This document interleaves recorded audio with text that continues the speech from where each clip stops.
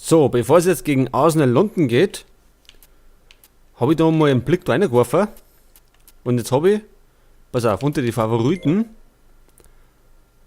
habe ich jetzt, pass auf, eben da, Jefferson Farfan von Schalke 04, denn die haben den auf die Transferlisten gesetzt. Oder beziehungsweise ist er da Liste der Ziele erinnert. Und das heißt, die Spieler, die da drin sind, die können wir leichter verpflichten. Und bei dem stehen die Chancen bei 98%, also ganz gut. Und jetzt bin ich echt am Überlegen, ob wir uns den nicht vielleicht sogar zulegen. Weil das andere sind alles junge Talente. Aber der ist schon ein gewachsener Flügelflitzer. Kostet natürlich einiges. Also liegt bei knapp 17 Millionen. Das Geld hätten wir eigentlich. Ja, das lassen wir noch mal durch den Kopf gehen. Und dann habe ich mir gedacht, wir könnten einmal unsere Punkte da verbauen, die wir kriegen nach jedem Spiel. Im Moment haben wir 1614. Und dann könnte man doch einen Fähigkeitsbooster kaufen, der kostet 500.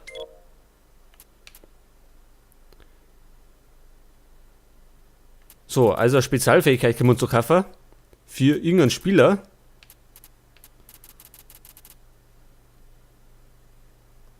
Jetzt muss ich aber überlegen, für welchen Spieler. Gut, der braucht nichts, oder einiges. Der hat auch was. Ich habe mir überlegt, für unseren jungen Star im Mittelfeld, für Oscar.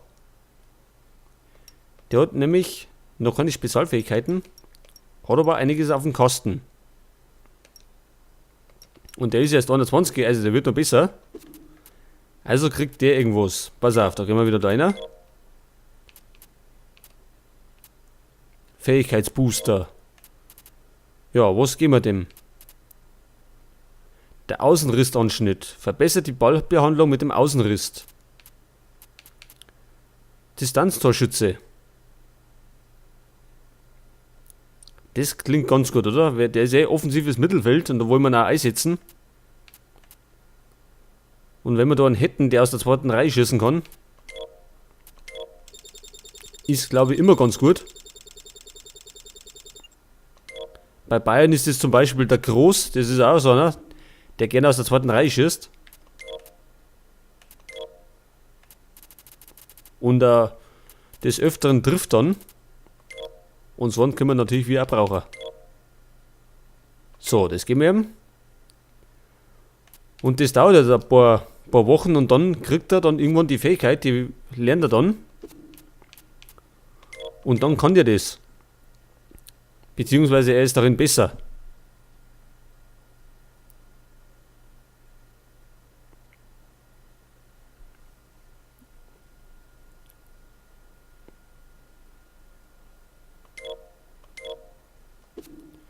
Arsenal, das ist ein 7. Also hinter uns. Muss ich schnell mal schauen. Ah ja, genau, die kämpfen auch um den Einzug in die Europa League. Könnten natürlich mit einem Sieg, könnten die jetzt an uns vorbeiziehen. Das wollen wir natürlich nicht, also müssen wir uns richtig wehren.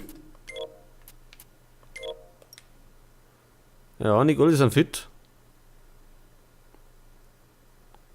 Aber das können wir verkraften.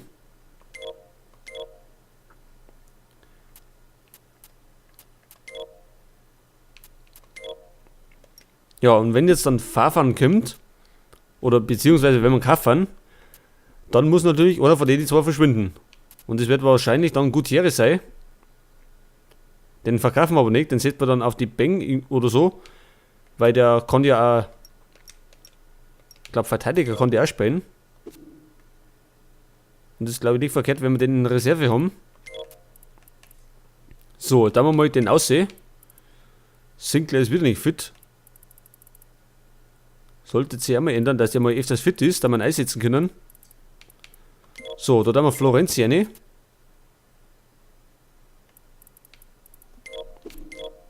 Und Und den lassen wir gleich ganz daheim, wir dann den eine. Sinclair lassen wir daheim.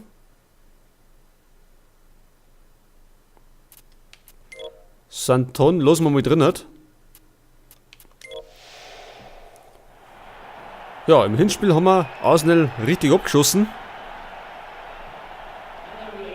Die haben ja, glaube ich, anfangs haben die einen richtigen Sturmlauf abgefeuert. Und wollten uns früher K.O. machen, aber das ist natürlich nach hinten losgegangen. Letztendlich haben wir dann wieder gewonnen. Und das wollen wir heute natürlich auch wieder machen. Denn es geht ja um die Europa League Plätze.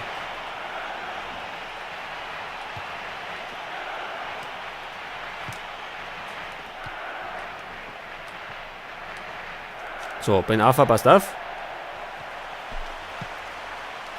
Gutierrez, das ist eh nicht der schnellste. Und Fafan ist um einige schneller.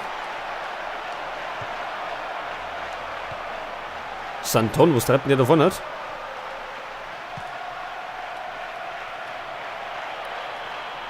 Gasola. Immer noch Gasola. Und Podolski. Erste Torchance für Arsenal.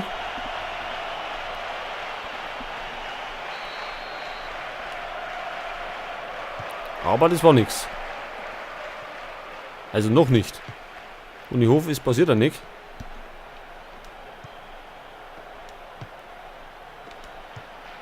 Florenzi.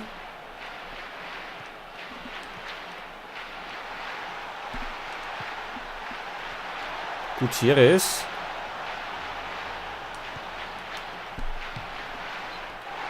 Ja, Warnschuss von Gabay.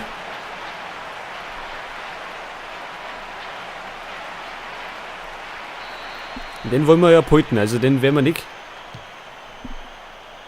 auf dem Transfermarkt loswerden. Außer es kommt ein gutes Angebot, dann könnte man vielleicht ein Auge zudrücken.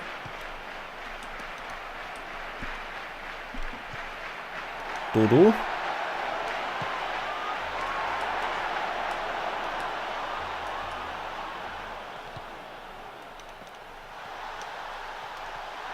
Santon. Ja, der knallt dem am Boden in die Schnauzen.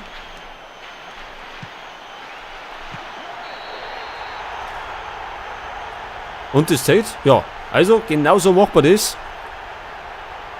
Das war ja fast wie gegen die Hotspurs. Auch wieder von der Position da unten. Genau ein Stürmer vor die Füße und der haut natürlich eine. Und abseits war es nicht, der war noch hinter die zwei Verteidiger. Genau. Und dann war er los und haut das Ding zum 1-0 eine. Wieder mal Dembaba. Unser treffsicherster Stürmer bisher. Neben Ronaldo. Gervinho. Ja. War fast Schiff gegangen.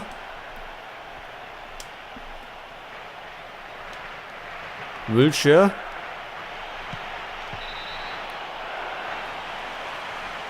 Und den hat er noch gefoult, oder wie? Ja. Das heißt Freistoß.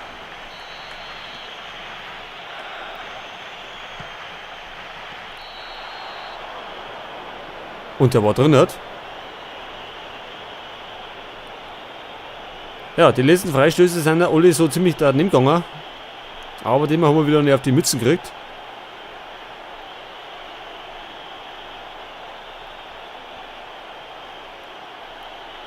Und der war ziemlich gut geschossen.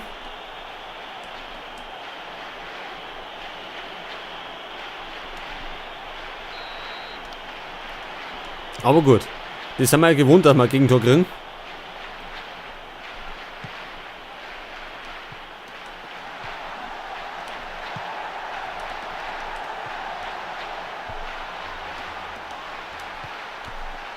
Florenzi. Ja, war nicht so schlecht. Nur etwas schwach geschossen. Gutierrez ist nicht der beste Schütze. Also bei der Schussgenauigkeit hapert es ein bisschen. Spricht natürlich auch mehr für Fafan.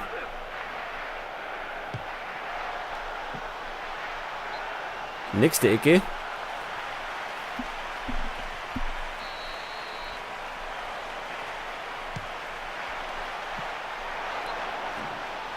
Und es gibt wieder Ecke.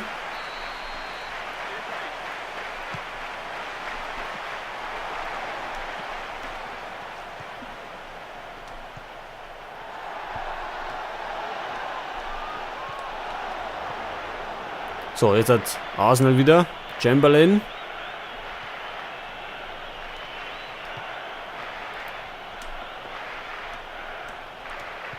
Ja, Florenzi macht es gut.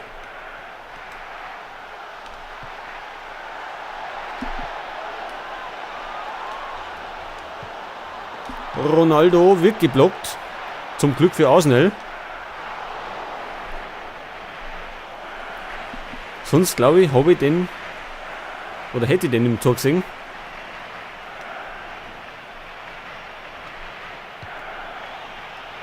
Oh, Dodo nicht auf seiner Position. Und das war fast ein Eigentor. Taylor.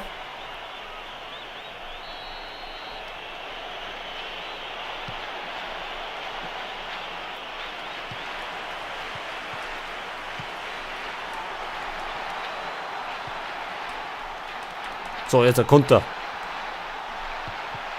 Ronaldo erwischt ihn.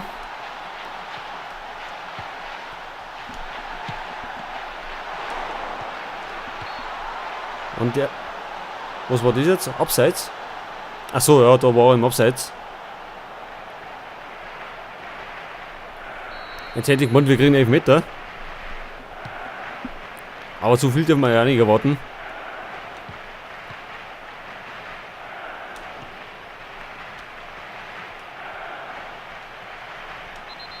Foul an Wilshere. Jetzt gibt es ein Gelbe. Und zwar für unseren italienischen Mittelfeldspieler Florenzi.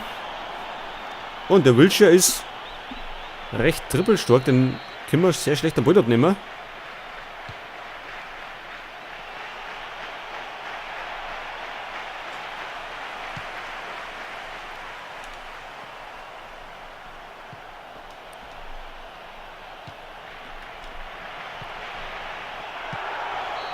Ja. Ja. Das war Podolski. Und jetzt führt Arsenal. Der Trainer sichtlich erfreut.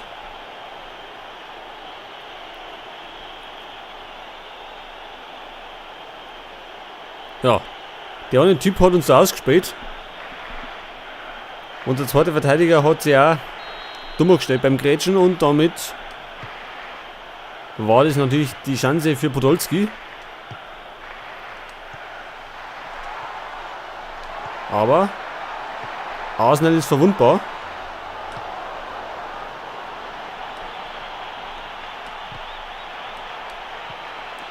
Jetzt hat es Gervinho zerlegt.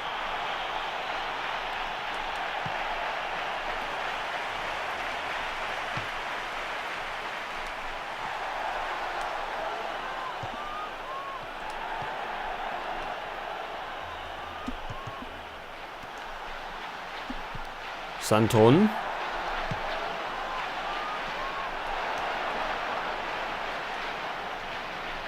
Warum steht Dodo? Geht an allen vorbei.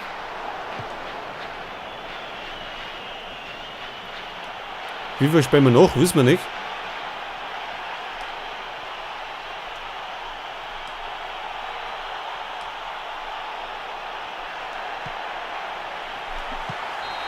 So, er pfeift ab. Ja, es war offen. Ja, durchaus sehr offenes Spiel. Allerdings war Arsenal wieder effektiver. Was aber noch nichts heißen muss.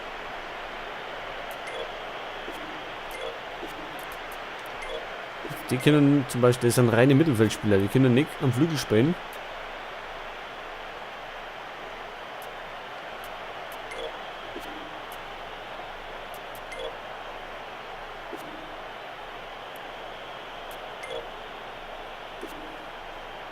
Möchte wechseln? Ich glaube eher nicht. Wir lassen es dabei.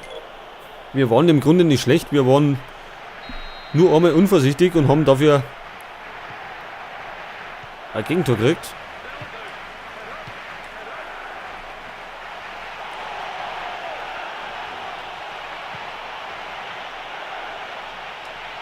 Gervinho immer noch.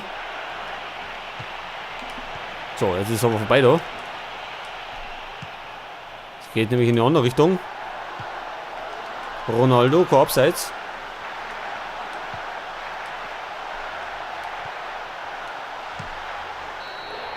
Und Kabay, das ist der Ausgleich. Ganz gut ausgespielt. Und da sind wir schon wieder.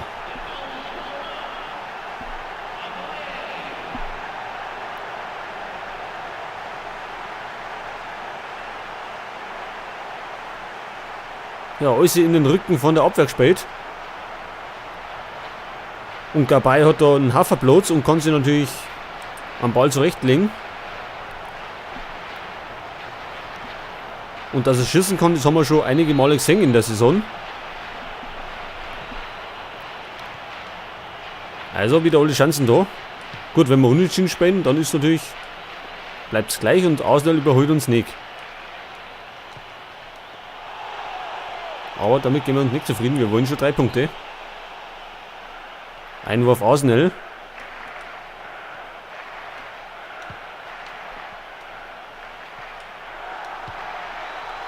Auf Ronaldo. Ben Arfa. Der war schlecht geschossen. Das kann er um einiges besser.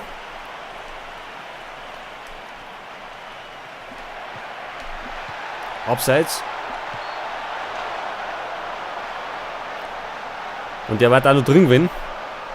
Aber ich habe schon gesehen, da wir im Abseits stehen. Und da kommen wir leider nicht aus. Aber London wackelt.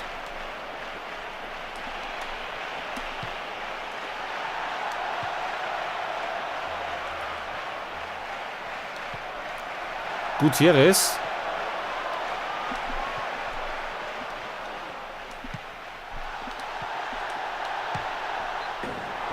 Ronaldo am Tor vorbei. Und unsere Chancen, die helfen sie. Also es liegt in der Luft, das 3-2.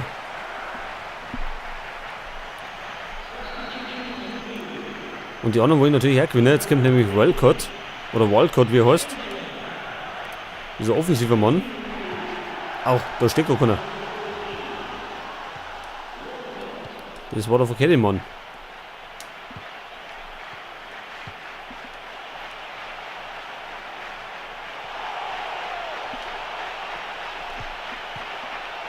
So, alles unter Kontrolle. Dodo.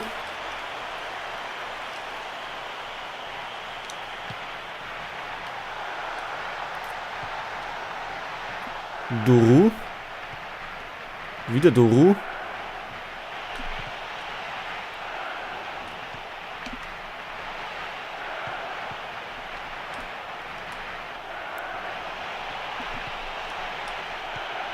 So, nix da.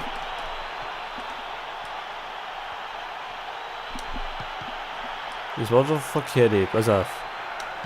Ich hoffe, es war kein Abseits. Ja, Ben Arfa erwischt ihn nicht. Aber Santon hat ihn. Und kann nochmal flanken. Und Gutierrez. Und jetzt steht es 3-2. Wie ich schon angekündigt habe, liegt das 3-2 in der Luft und jetzt ist es gefallen. Arsenal hat nämlich noch gelassen.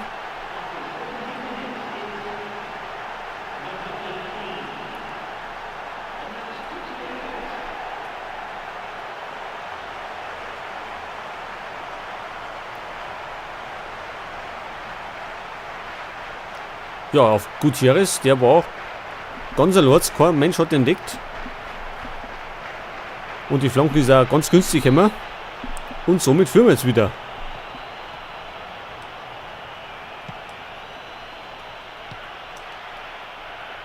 So, Walcott.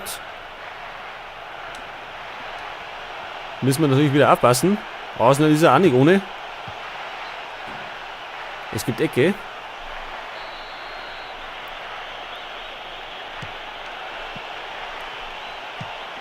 Ja, ganz gefällig. Da war noch einer dazwischen. Dritte Ecke für Arsenal.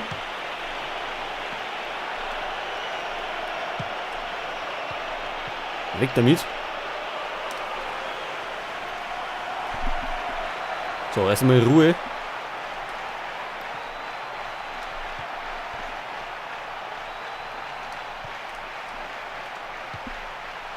Gutierrez. Ja, er ist nicht so schnell. Das habe ich schon ein paar Mal gesagt. Deswegen war es durchaus sehr positiv, wenn wir Fafan auf der Position hätten. Wenn wir natürlich kriegen kannten.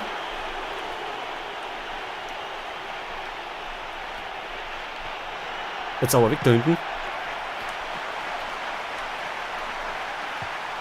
Dembaba startet. Ja, ganz viel Glück gehabt. Das hätte die Entscheidung sein können.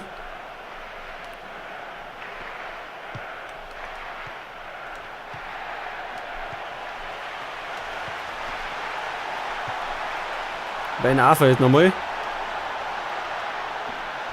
Und dann verliert er.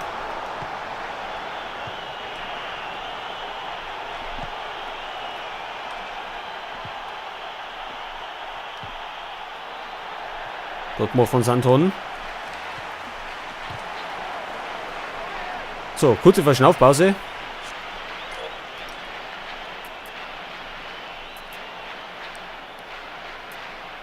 Das ist natürlich die Frage. Wollen wir den wechseln? Können wir den wechseln? Oscar kann am Flügel spielen. Er kann da davon spielen. Wollen wir aber nicht. Dann den eine.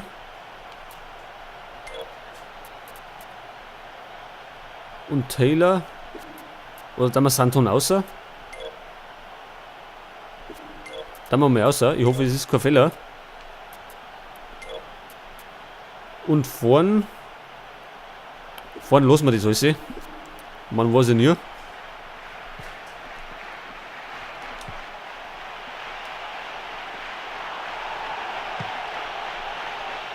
So, Krul hat ihn sicher. Und jetzt lassen wir uns ein bisschen Zeit. Es eilt nichts, wir führen. Und ein bisschen Zeit schinden dürfen wir auf jeden Fall. Walcott.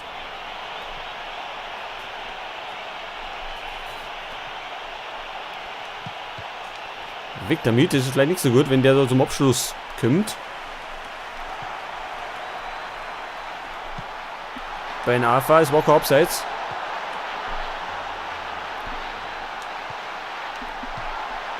So, und das ist die Entscheidung. Ronaldo zum 4-2.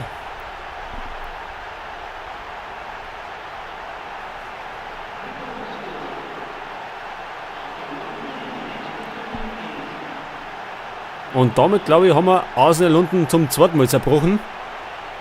Das Hinspiel war ja auch schon sehr erfolgreich. Und Ronaldo hat da alle Möglichkeiten, ganz allein in der Mitte. Und so muss einfach machen.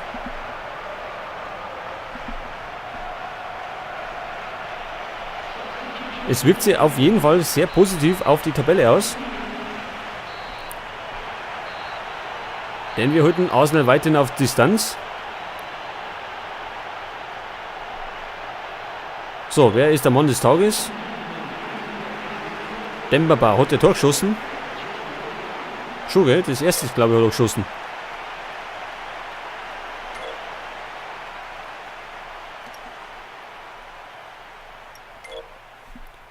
Die Hotspurs verlieren. Jetzt hätten wir 9 Punkte Rückstand. Also eine kleine Möglichkeit gibt es natürlich immer noch. Vor Arsenal haben wir jetzt 5 Punkte Vorsprung. Aber ist auch gar nicht so wichtig. Everton ist wichtig. Und von denen haben wir 8 Punkte Vorsprung. Also das ist natürlich super.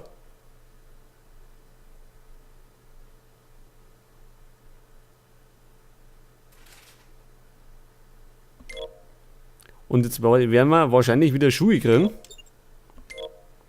Ja. Von Puma, der Evo Speed. Schaut hässlich aus. Aber ist ja eigentlich wurscht, wie er ausschaut.